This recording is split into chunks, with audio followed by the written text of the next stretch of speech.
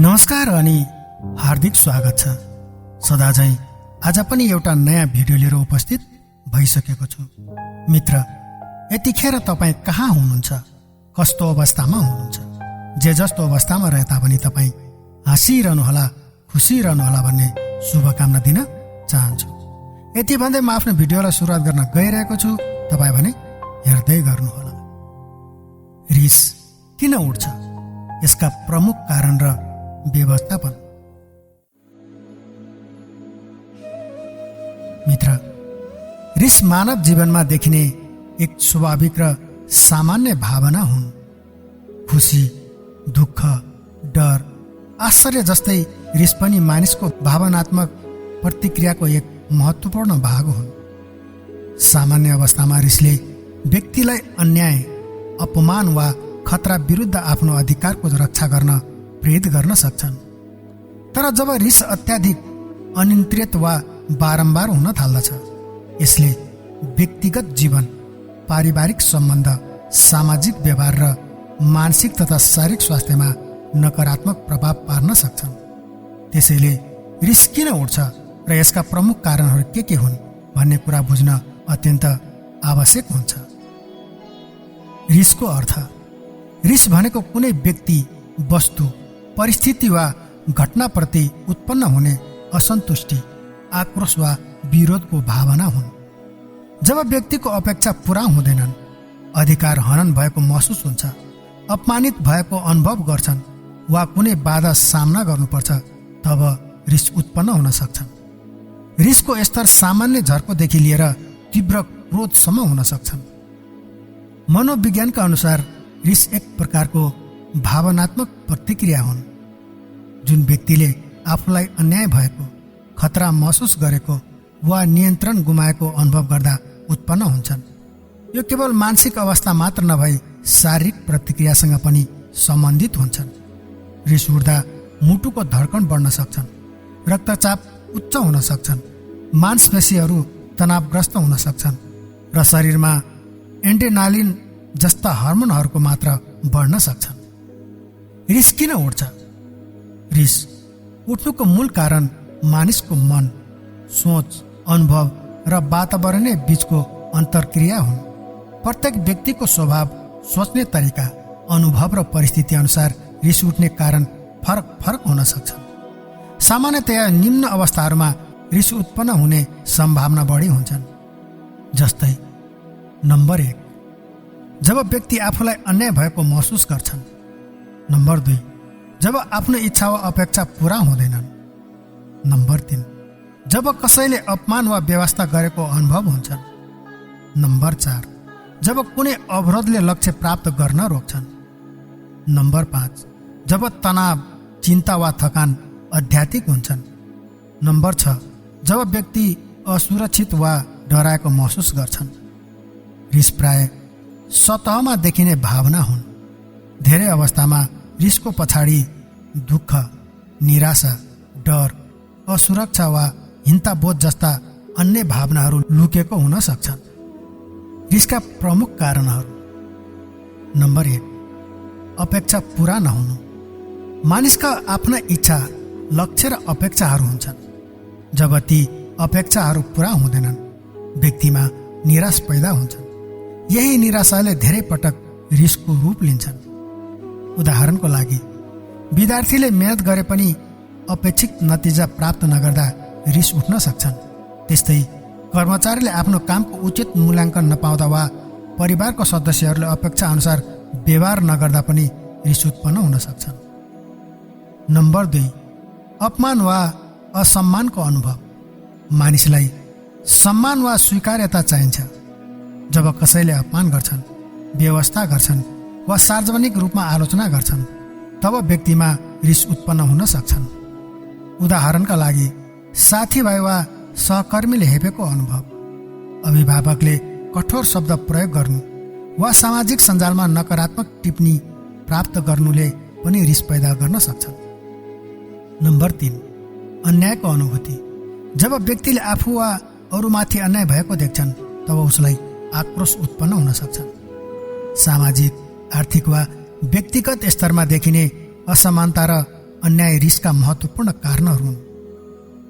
कुनै व्यक्तिले मेहनत गरे पनि अवसर नपाउनु, पक्षपातपूर्ण व्यवहार सहनु वा नियमहरू निष्पक्ष रूपमा लागू नभएको कारणले रिस जन्मन सक्छन्।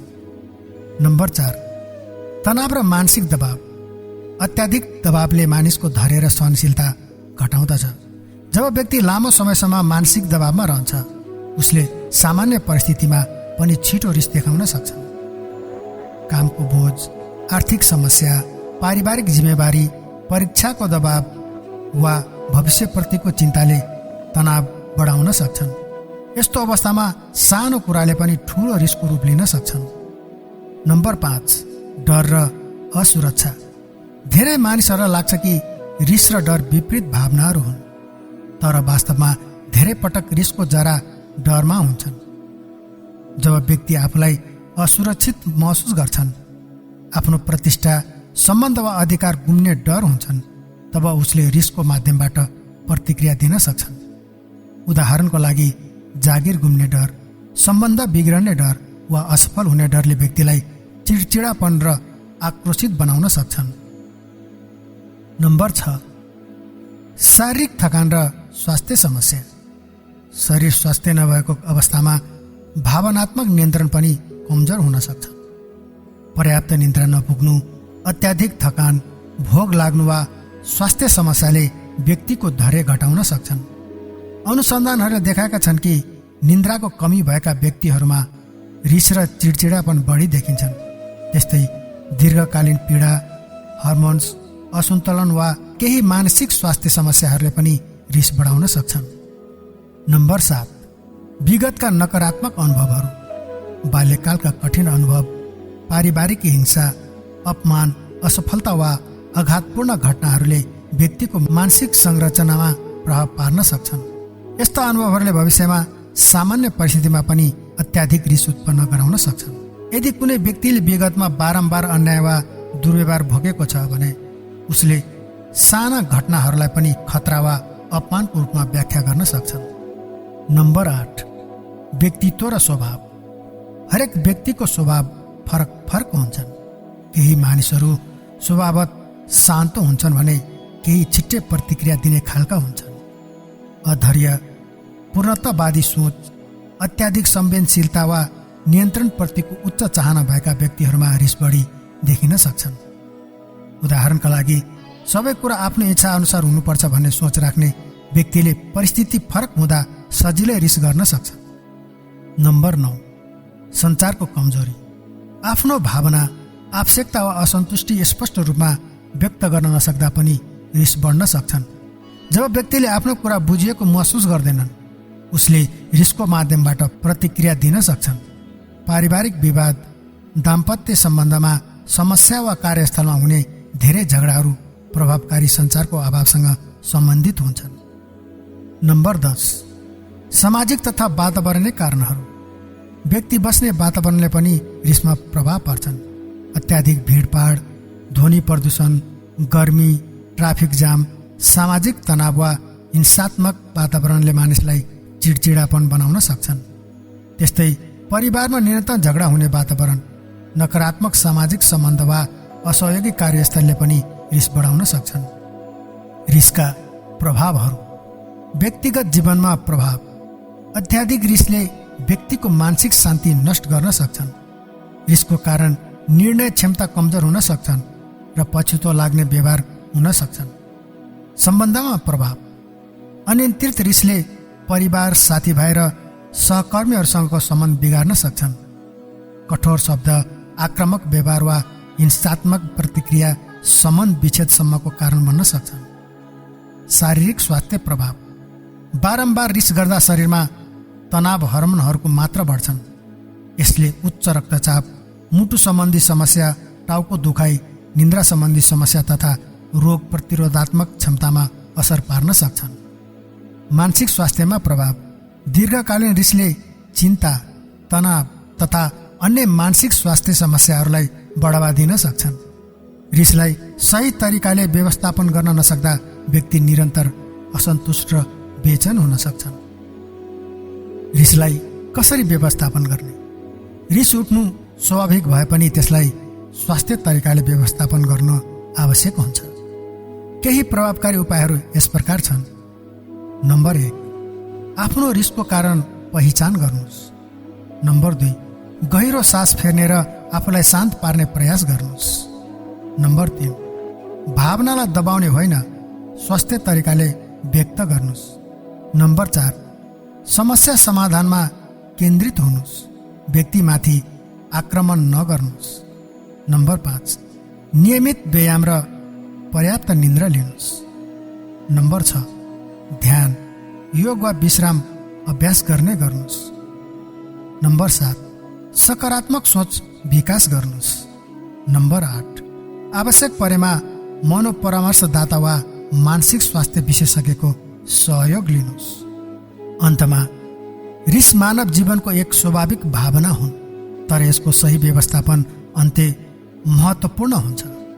रिस सामान्यतया अपेक्षा पूरा नहुनु, अपमानको अनुभव, अन्यायको अनुभूति, तनाव, डर, असुरक्षा, शारीरिक थकान, विगतका अनुभव, व्यक्तित्वगत विशेषता तथा सामाजिक वातावरण जस्ता कारणहरूले उत्पन्न हुन्छन्। उचित रूपमा नियन्त्रण गरिएको रिसले व्यक्तिलाई आफ्नो अधिकार र आवश्यकताको रक्षा गर्न मद्दत गर्न सक्छन्, तर अनियन्त्रित रिसले सम्बन्ध, स्वास्थ्य र जीवनको गुणस्तरमा नकारात्मक असर पुर्याउँदछ। त्यसैले रिसको कारण बुझ्नुहोस्, आत्मचेतना विकास गर्नुहोस् र स्वास्थ्य तरिकाले भावनाहरू व्यवस्थापन गर्नुहोस्। सन्तुलन तथा सफल जीवनका लागि आवश्यक हुन्छ।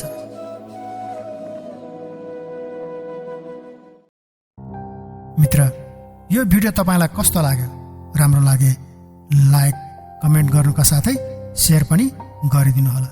आजको बसाइमा यति नै। अर्को बसाइमा तपाईँ र मेरो भेट पक्कै हुनेछ।